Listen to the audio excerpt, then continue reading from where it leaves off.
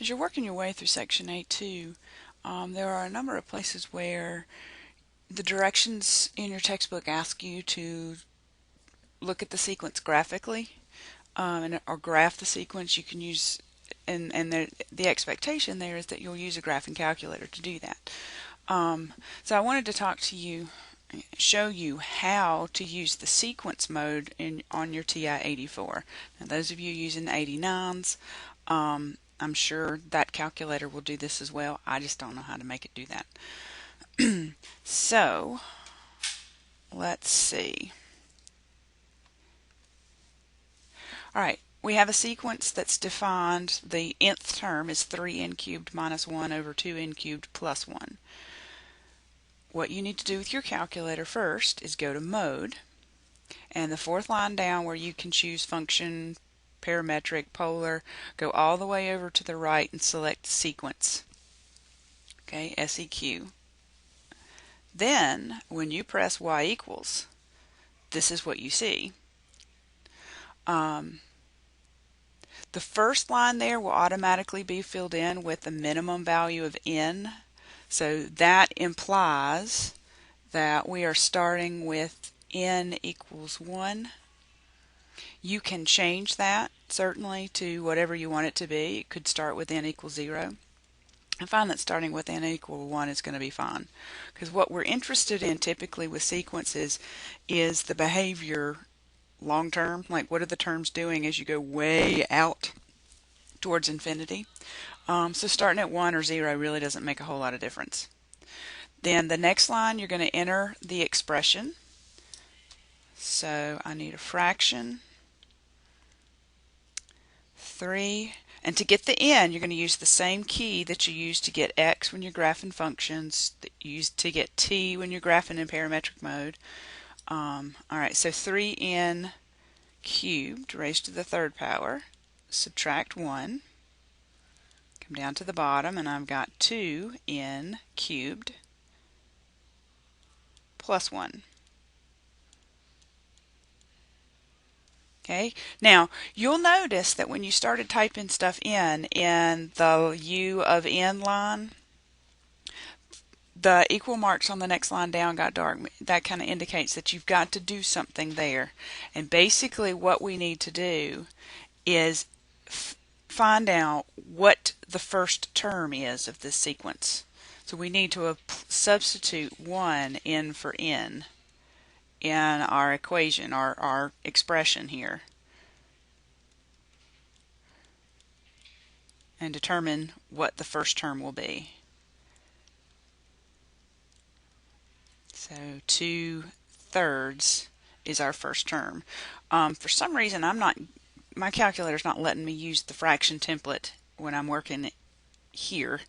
So I'll just do 2 divided by 3 the old way.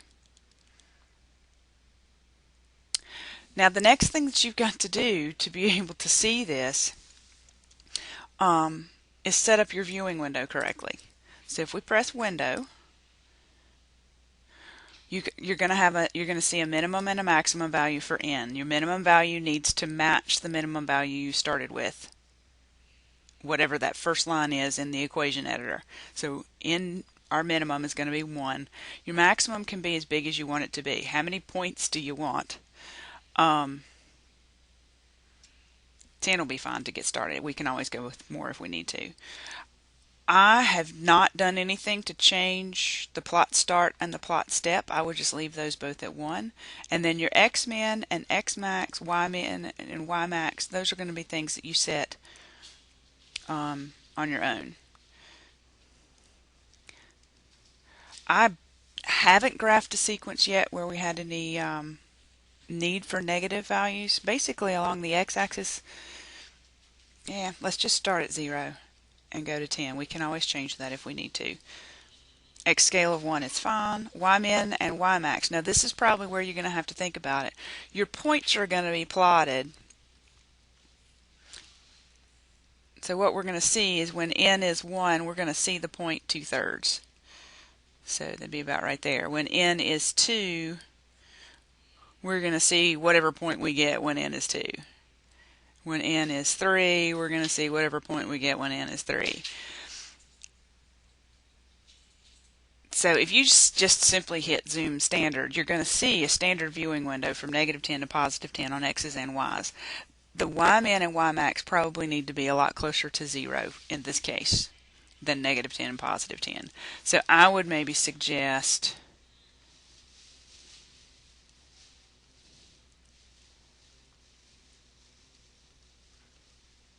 -1 and +1 to start. Then press graph. Okay, now I only see one little pixel point right there. So if I press trace, you can see that when n is 1, n and x are going to match. We've got 2/3 for y, which matches what we figured. If you arrow over, now when n is 2 and x is 2, we've got 23/17, which I'm not seeing on my screen. These numbers are bigger than 1, so my viewing window isn't quite right yet. So I'm going to come down and change my y minimum. I think I can make that 0 comfortably. And let's go up to, I don't know, maybe 2 for the y max. And now look at the graph. Aha! Points. Now at this point, if you'd like to look at what's happening out further, you certainly can do that. Make your x maximum larger than 10. And you should see some more points. But that's how you can graph in sequence mode. Just for the practice, let's find another one. Let's say our sequence is, okay, I had a good one. What about -0.75 to the nth power?